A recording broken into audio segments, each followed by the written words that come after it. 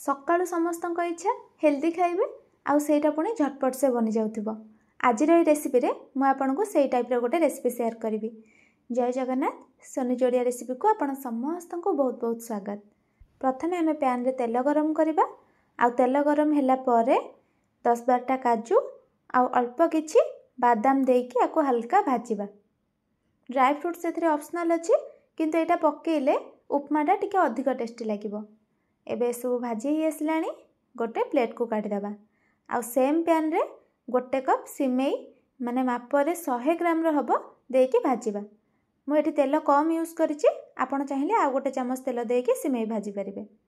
Gas रो flame medium रखिथिबे। एबे देखंतु सिमेई एमती हल्का कलर चेंज हे आसले याको आमे गोटे बाउल को काटिदेबा।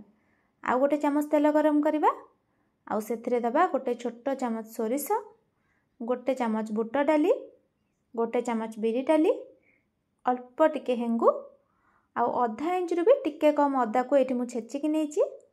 2टा कंचा लंका को काटिकी दउछि, अल्प किछि भुर्संग पत्र। ए सब को भाजिला बेले गैस रो फ्लेम पूरा लो रखिथिबे नहले एटा पोडी जिवो।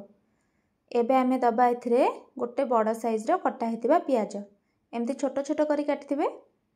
आउ हाई फ्लेम रे पियाज को गोटे मिनिट भाजिला परे एबे दबा गोटे कप कटा हेतिबा गाजर आउ आधा कप कैप्सिकम। जेतिकी गाजर नेबे तार आधा कैप्सिकम नेबे। स्वाद अनुसार लुण दे देबा। एबे दबा 1/3 स्पून हळदी, आधा चमच काश्मीर लंका गुंड भी दे देबा। हाई फ्लेम रे गोटे मिनिट ए सब को भाजिबा। आपण चाहिले टमाटो भी दे परिबे किंतु मु एठी टमाटोटा स्किप करछि। परिबा को बेसी भाजिबेनी, हल्का भाजिबे। एबे आमे एथिरे दबा 1.5 कप पानी। गोटे कप सिमेई रे 1.5 कप पानी। एबे आमे एथिरे आधा चमच चीनी पकेबा। एटा मिठा पई नुह, एटा टिके टेस्ट बैलेंस करेबो। एबे आमे ए सब को मिक्स कर देबा आ गोटे फुट आसीबा जाय एको टिके हाई फ्लेम रे छाड़ीबा। एबे एटा फुटी गलानी। एबे आमे भाजी के रखिथिबा सिमेई को भी दे देबा। भलो से मिक्स करके समान भाव रे चारियाडे खेळेई देबा।